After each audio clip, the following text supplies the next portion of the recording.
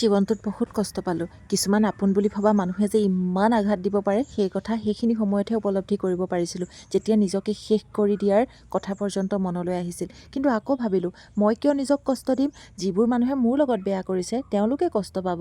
মইতো কাৰো লগত একো অপকাৰ কৰিবলৈ যোৱা নাই। মোৰ সঁচা আৰু খোলা মনটোক ইমান যদি ভাঙিব পাৰিছে বেয়াকৈ, তেনেহ'লে তেওঁলোক শাস্তি পোৱাৰ যোগ্য হয়। তাকে ভাবি ৰৈ গ'লোঁ। মই হাৰ কিয় মানিম?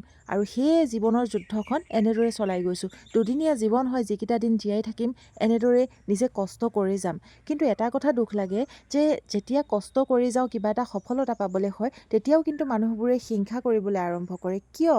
কিহৰ তাগিদাত তেওঁলোক ইমান বেছি হিংসা কৰে? আৰু এটা কথা মই বুজি নাপাওঁ, ইমান অভিশাপ কিয়? মানুহে আগবাঢ়ি গ'লে সদায় উৎসাহ আৰু প্ৰেৰণা দিব লাগে, আৰু যদি কাৰোবাৰ ভাল কৰিব নোৱাৰে তেনেহ'লে বেয়া কৰাৰতো কোনো প্ৰয়োজন নাই, নহয় জানো? আমি এনেদৰে কষ্ট কৰি মেলি খাই আছোঁ, জীৱনত আগুৱাই গৈ আছোঁ, কাকো একো অপকাৰ আজিলৈকে কৰা নাই আৰু ভৱিষ্যতেও নকৰোঁ, কাৰো বেয়াটোও কামনা নকৰোঁ। আমি কষ্ট কৰি খোৱা মানুহ হয় আৰু জীৱনত এনেদৰে কষ্ট কৰিয়ে জীয়াই থাকিব খোজোঁ, আনৰ অপকাৰ কৰি নহয়।